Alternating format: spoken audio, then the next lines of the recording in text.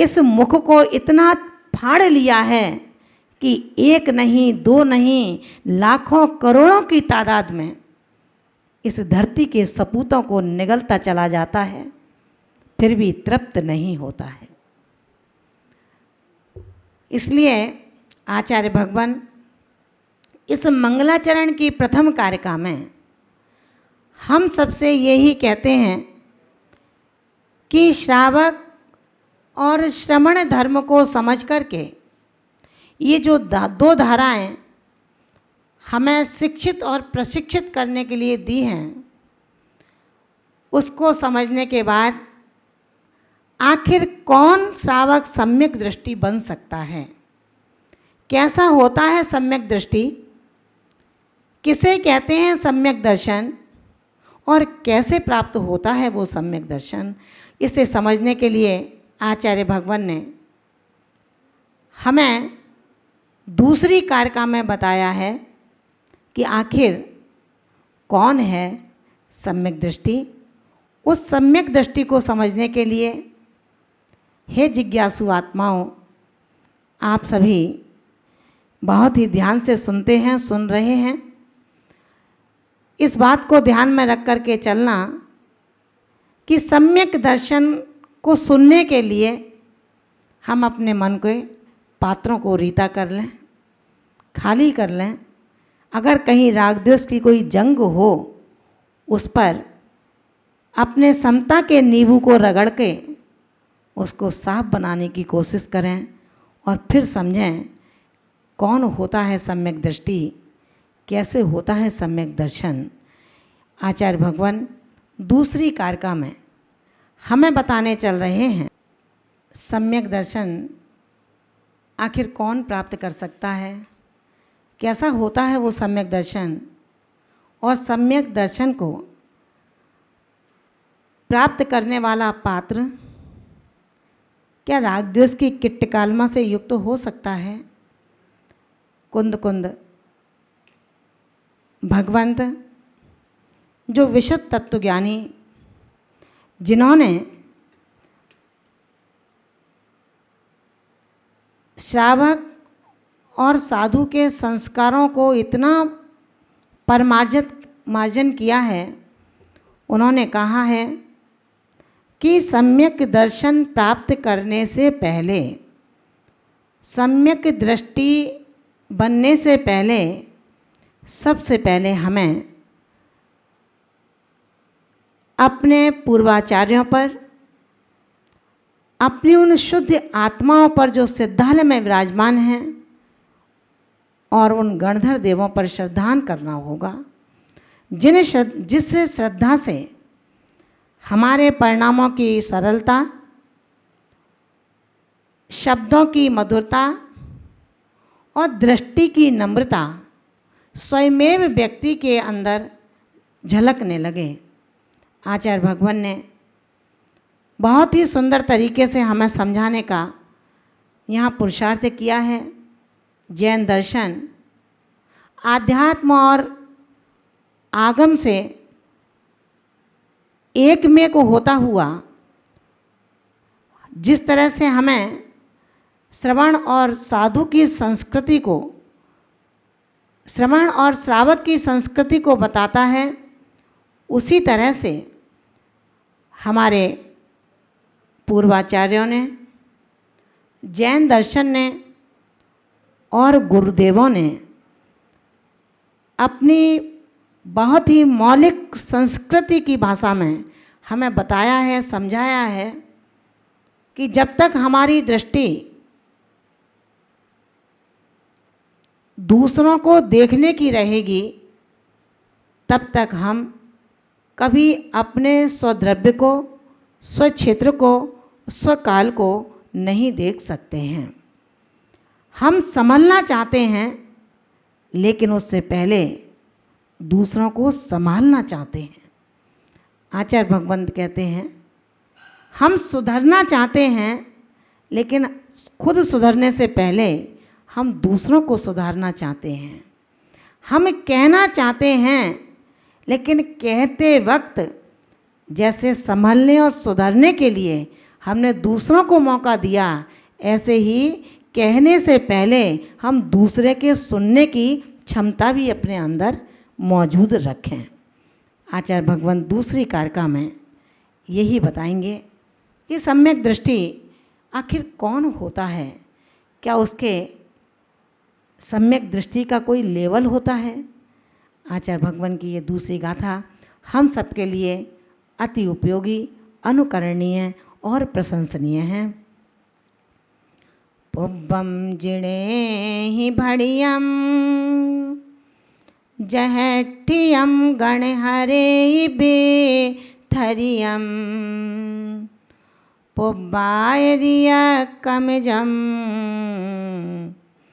तम्बोलद जो हुस दिट्ठी।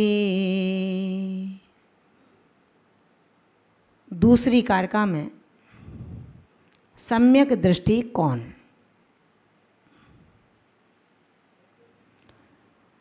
जिसका श्रद्धान बिल्कुल निष्कंप है,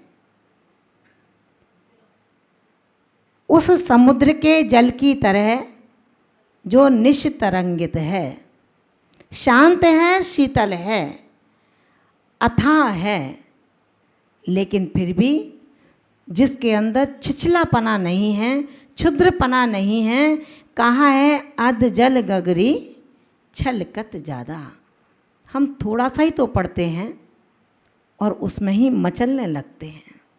अभी थोड़ा सा ही तो द्रव्य आपने अपने बाहुओं से अर्जित कर पाया है, उसमें ही आप बड़े बनने का एक शौर्य दिखाने लगे।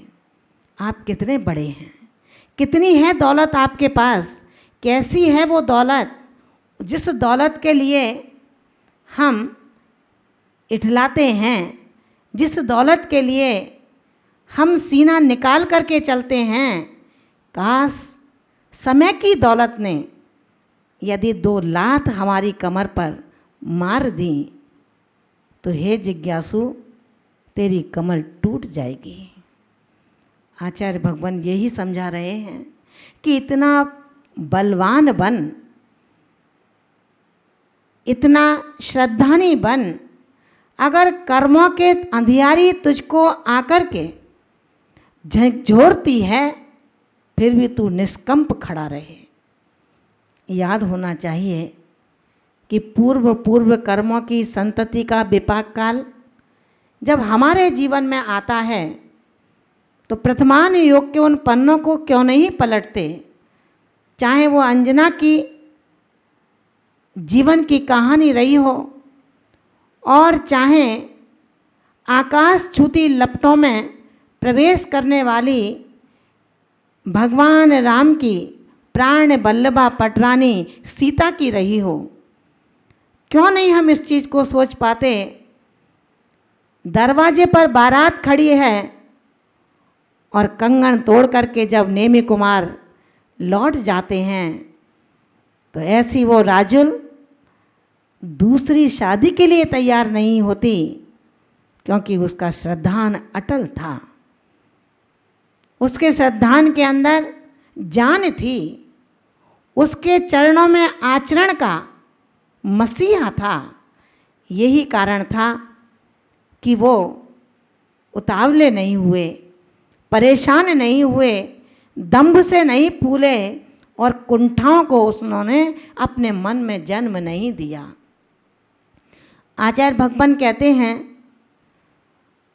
जो पुब्बम पूर्व काल में जिणेहिम जिनदेव के द्वारा बढ़ियम कहे गए, गणहरेहिम गणधरों के द्वारा वित्थरिदम विस्तारित किए गए, विस्तृत किए गए, पुब्बायरिय कमजम पूर्वाचारों के क्रम से प्राप्त जहठियम जैसे के तैसे, ज्यों का त्यों, जो वस्तु स्वरूप है, जैसा कहा गया है, तम माने उसको ही बोलदी बोलता है, कहता है, हूँ माने निश्चय से, वह सद्दिट्ठी वही सम्यक दृष्टि होता है। आपकी समझ में आया होगा कि आखिर सम्यक दृष्टि कौन है। जो पूर्वाचार्यों ने कहा है, जिनदेव के द्वारा पूर्व काल में कथन किया गया, गणधरों के द्वारा जो विस्तार को प्राप्त हुआ और पूर्वाचार्यों द्वारा जो लिपिबद्ध किया गया, लिखा गया, उसमें जैसा लिखा है वैसा ही उपदेश करना, जैसा कहा है वैसा ही शिक्षण देना, उनको सम्यक दृष्टि कहा जाता है। अब विचारने की बात ये है, जिसके पास सम्यक दर्शन है उसका ज्ञान ही सम्यक ज्ञान कहलाता है, और जिसके पास सम्यक दर्शन नहीं है क्या उसका ज्ञान सम्यक ज्ञान हो सकता है? विचार करने की बात है। सम्यक ज्ञानी कौन? जब तुम्हारे पास 25 मल दोष पूरे रखे हैं और हम कहें कि मैं बहुत बड़ा ज्ञानी हूँ, जैन दर्शन उस ज्ञानी को करार देता है, उस ज्ञानी को ज्ञानी नहीं मानता। जैन दर्शन के अंदर ना कोई अपना होता है ना कोई पराया होता है। उन्होंने स्पष्ट कहा है कि जब देह और देही की भिन्नता है तब तेरे दंभ की अभिन्नता कैसे हो सकती है। जीव के साथ जीव का स्वभाव ज्ञान और दर्शन है, ना कि दंभ और ईर्ष्या है, ना कि क्रोध और ममकार है। ये विभाव परिणतियाँ जो निरंतर हमको रसातल की ओर ले जाती चली जा रही हैं, अनादिकाल से भ्रमित हमारा ये देही अनंत दुखों को उठाता हुआ आज भी दुख के गर्त को तैयार करने में लगा है। कारण हमारा अहंकार कहीं टूट नहीं पा रहा, हमारी ईर्ष्या शांत नहीं हो पा रही। अंतर अंतर में जो ईर्ष्या की अग्नि जल रही है, चिंताओं की कुंठाएं बैठी हैं। आचार्य भगवान कहते हैं वो चिता तो तेरे निर्जीव शरीर को जला देती है, लेकिन चिंता तेरे सजीव इस देह को जला रही है। चिंता से कभी चिंतन की शक्ति नहीं मिल सकती और चिंतन से सारी चिंताएं स्वयमेव मिट सकती हैं। हम चिंतन की दृष्टि को बनाएं। आचार्य भगवान की इस जैन दर्शन की आगम परक दृष्टि से शुद्ध बुद्ध होते हुए आध्यात्म की दृष्टि को अपनाने का पुरुषार्थ करें, जहाँ आगम हमें पूरी तरह से भेद प्रभेदों के माध्यम से वस्तु तत्व के अन्वेषण को प्रमाण नय के बल पर समझाने का प्रयास करता है, वहीं आध्यात्म की दृष्टि जो है वो केवल शुद्ध आत्मा की प्राप्ति का क्या उपाय हो सकता है वो बताने का पुरुषार्थ करता है। जैन दर्शन का आगम और आध्यात्म किसी को भी छोड़ा नहीं जा सकता है। एक दूसरे के पूरक जब तक आगम को नहीं समझेंगे तो जब उससे पहले आध्यात्म की बांसुरी को नहीं बजाया जा सकता है। कैसा होता है वो जैन धर्म, कैसा होता है जैन दर्शन का आगम। आगम को समझने के लिए आचार्यों ने हमें यही कहा है कि अपने श्रद्धान को निष्कंपित करें, अपने श्रद्धान को अचल बनाएं, अटल बनाएं। जैसे तलवार पर जो धार रखी है, तलवार पर जो धार है उस तलवार के टुकड़े टुकड़े होने पर भी उसकी पैनापन कहीं नहीं जाता। ठीक इसी प्रकार एक सम्यक दृष्टि का बेजोड़ श्रद्धान, चाहे मिथ्यात का दंश हो, चाहे दोस्ती हो, चाहे कर्मों का विपाक काल हो, नितांत संकटों की अंधियारी क्यों ना आ जाए, लेकिन वो सम्यक दृष्टि आत्मा किंचित भी चलायमान नहीं होता है। आचार्य भगवंत समंत भद्र स्वामी ने रत्नकरण साबकाचार्य की 11वीं कारिका में लिखा है कि कैसा होता है सम्यक दृष्टि का निसंकित अंग।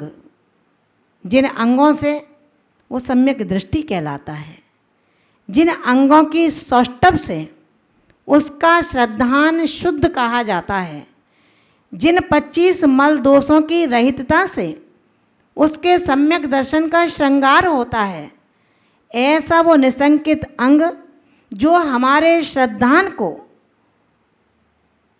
बिल्कुल खरा उतारता है।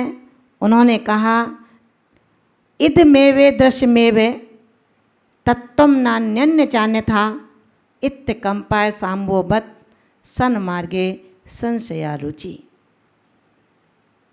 जब तक हम मोक्ष मार्ग के प्रति, मोक्ष मार्गियों के प्रति और माँ जिनवाणी के प्रति याथा तथ्यम, जो जैसा है वैसा नहीं मानेंगे, विपरीतता से मानेंगे, कम और ज़्यादा मानेंगे, तो आचार्यों ने कहा है वो सम्यक दृष्टि नहीं हो सकता। लेकिन सम्यक दृष्टि बनने के लिए, सम्यक दर्शन को प्राप्त करने के लिए होगा मिथ्या दृष्टि ही। जब तक मिथ्या दृष्टि नहीं होगा तो सम्यक दर्शन आखिर प्राप्त करेगा कौन। तो हम ये ना घबराएं कि हमने आज तक सम्यक दर्शन प्राप्त नहीं किया है, हमने आज तक अच्छा कर्म नहीं किया है। अभी भी अपने पास समय है। जब तक श्वासों की धड़कन इस देह के अंदर देही के द्वारा धड़क रही हैं, तब तक के लिए हमारे पास समय है। आज भी हम संभलें, अपने हर विचारों को, अपनी हर दृष्टि को, अपने हर चरण को हम सुव्यवस्थित करने का पुरुषार्थ करें और पूर्वाचार्यों की परंपरा से प्राप्त हुआ ज्यों का त्यों व्यवस्थित यथावस्थित वास्तविक सत्य का जो प्रतिपादन करता है, कहता है, बस उसको जो मानता है वही निश्चय से सम्यक दृष्टि होता है।